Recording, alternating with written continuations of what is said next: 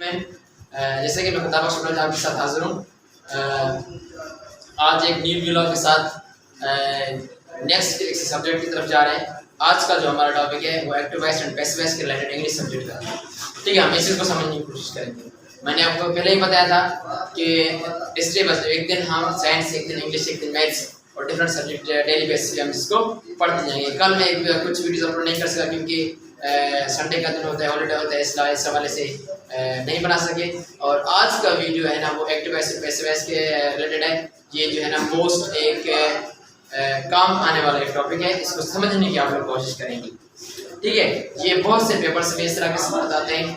By चाहे voice change करना होता है, कुछ एक्टिव वॉइस में होते हैं, कुछ पैसिव वॉइस में करना होता है, कुछ पैसिव वॉइस में होते हैं, कुछ एक्टिव वॉइस में करना होता है। ये बड़े बड़े कॉम्पिटिटिव एग्जाम्स होते हैं, इनमें इस तरह के सवाल वगैरह आ जाते हैं। ठीक है, इस वीडियो को आगे देखने से पहले, इसको आगे बढ़ने से पहले आप लोगों से गुजारिश है, रिक्वेस्ट भी है, इस चैनल को सब्सक्राइब कीजिएगा और शेयर कीजिएगा। चलते हैं टॉपिक में। ठीक है, तो आज का जो हमारा है टॉपिक है वो active voice and passive voice. ठीक, एक्टिव और पैसिव की ये वॉइस के जो है ना दो अक़साम होते हैं, एक एक्टिव दूसरा पैसिव। ठीक है, एक एक्टिव वॉइस कहलाता है, दूसरा पैसिव वॉइस कहलाता है। ठीक है, rule for changing the voice.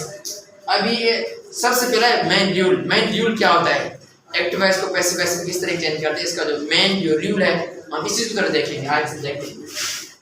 अभी मेन रूल इसका ये है कि भाइयों कि आपको पता है कि कोई भी हम सबसे पहले करते हैं अफर्मेटिव की बात करते हैं। अफर्मेटिव सेंटेंस सबसे पहले अफर्मेटिव की अगर आपको अफर्मेटिव समझ में आ गया, ऐसे समझे कि आपको इंट्रोगेटिव, नेगेटिव और बहुत सारे जो काइंड सेंटेंसेस के वो आपको आसानी से समझ आपको आ जाएंगे। ठीक है, चलते हैं इसकी तरफ। अफर्मेटिव की तरफ। अफर्मेटिव रूल इस तरह होता है कि भाई पहले सब्जेक्ट मिला हुआ होता है, उसके बाद टीएमवी, टीएम मतलब है transitive mind verb, T stands for transitive. ये याद रखें आप माइंड में रखें जिसको कि जो पैसिव होता है वो ट्रांजिटिव वर्ब का होता है, इंट्रांजिटिव वर्ब का नहीं होता है। क्योंकि इंट्रांजिटिव वर्ब जो होता है वो अपने साथ ऑब्जेक्ट वगैरह नहीं उठाता है। ठीक है, ये टीएमवी पहला सब्जेक्ट होता है, उसके बाद ट्रांजिटिव मैन होता है, लास्ट में होता है ऑब्जेक्ट। इस तरीके से ये है एक्टिव वॉइस का। क्या है ये? एक्टिव वॉइस है। एक्टिव वॉइस का फॉर्मेशन इस तरह मिला होता है। जब हम पैसिव में करते हैं तो पैसिव में किस तरह करते हैं, चलिए देखते हैं। पैसिव में इस तरह करते हैं कि हम ऑब्जेक्ट को लेकर आते हैं सब्जेक्ट की जगह पर। इस ऑब्जेक्ट को हम सब्जेक्ट की जगह पर लेकर आते हैं।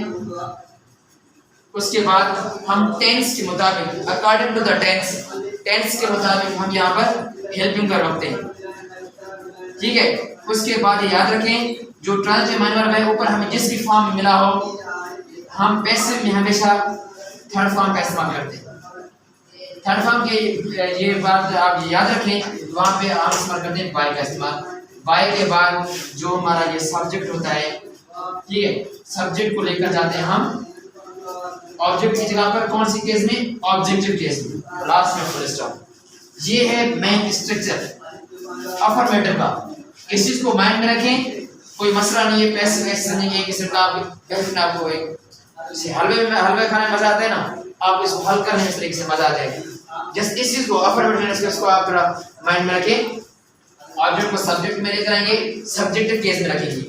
ठीक है, मैं केसेस लिखवाता हूँ। ठीक है, subjective case, objective case and passive case. ठीक है, और आई है सब्जेक्टिव केस है, ऑब्जेक्टिव केस का मी है, पैसिव केस का है माय और माइन। ठीक है, यू सब्जेक्टिव केस है, इसका ऑब्जेक्टिव केस यू सेम है, और पैसिव केस का है यूर या यूअर्स। और वी है, वी सब्जेक्ट है। अगर वी को ऑब्जेक्ट में लेकर जाएंगे तो फिर अस लगेगी। ठीक है, और जो पैसिव केस है वो आवर या अवर्स होता है। ठीक है, और इसके अलावा ही है, ही सब्जेक्टिव केस है, इसका ऑब्जेक्टिव केस है हिम। ठीक है, और इसका पैसिव केस क्या है? ठीक है, केस है, और शी सब्जेक्टिव केस है, और इसके अलावा हर इसका ऑब्जेक्टिव केस है, और इसका ऑब्जेक्टिव केस है, और पैसिव केस भी हर भी है और हर्ष भी है। ठीक है, आई एम, और इसका इट जो है ना सब्जेक्ट केस क्या है, इसका ऑब्जेक्टिव केस भी इट है, और इसके अलावा जो पैसिव केस है वो इसका क्या है? इट्स है। ठीक है, तो ये केसेस हैं।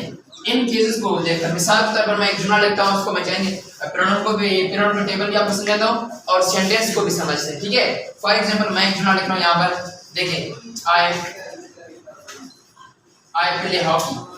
ठीक है, आई प्ले टेंस को हम आगे समझेंगे, पर मिसाल से पहले आपको ये टेबल जो केसेस है तो ये मैं आपको समझा रहा हूँ। मिसाल आप खत्म करें यहाँ से, आप इस तरह लिखेंगे आई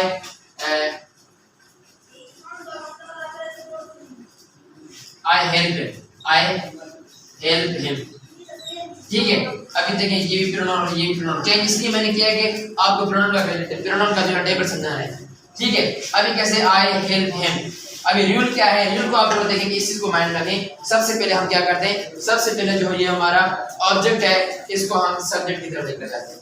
अब ऑब्जेक्ट हमारा क्या है, ऑब्जेक्ट हिम है, तो इसको ऑब्जेक्ट को हम सब्जेक्ट की जगह पर लेकर, ऐसे नहीं कि हिम को हिम नहीं रखेंगे, नहीं। मैंने आपसे सुना कि जब ऑब्जेक्ट होता है तो ऑब्जेक्ट को कहाँ हम सब्जेक्ट में रखते हैं, तो केस सब्जेक्ट का होगा जो है ना, हालत सब्जेक्टिव हालत में लिखेंगे इसको।